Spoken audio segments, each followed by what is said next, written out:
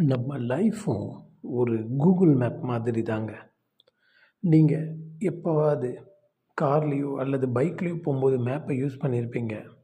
அப்போ பார்த்தீங்கன்னா, கண்டிப்பாக அந்த மேப் உங்களுடைய டெஸ்டினேஷனை காமிச்சிக்கிட்டே இருக்கும். 100 மீட்டர்ஸ், 200 மீட்டர்ஸ், 1 கிலோமீட்டர்ஸ் அப்படின்னு போய்க்கிட்டே இருக்கும். ஆனால் நாம் என்ன பண்ணுவோம் அப்படின்னா, நம்மளை அறியாமையே சில நேரங்களில் அது காட்டுற அந்த பாதையிலிருந்து ஒரு சில தூரங்கள் 10 மீட்டர், 20 மீட்டர் அப்படின்னு மாறி போயிடுவோம். ஸோ அதனால நம்மளுடைய என்டையர் டைரக்ஷனே மாறிடும்.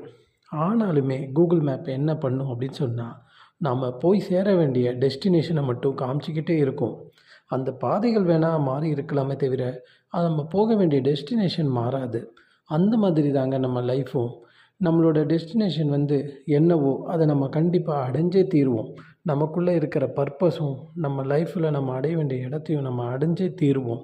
என்ன ஒன்று நம்ம அந்த கூகுள் மேப்பில் போகிற மாதிரி நம்ம சில பாதைகள்லேருந்து சில சில நேரங்களில் நம்ம மிஸ் பண்ணிவிடுவோம். அதனால கொஞ்சம் லேட்டே ஆகலாமே தவிர நம்மளோட இலக்கை நம்ம அடைஞ்சே தீருவோம். தெளிவான டெஸ்டினேஷன் இருக்கும்போது, தெளிவான இலக்கு இருக்கும்போது அது எப்படிங்க அடையாமல் போவோம்?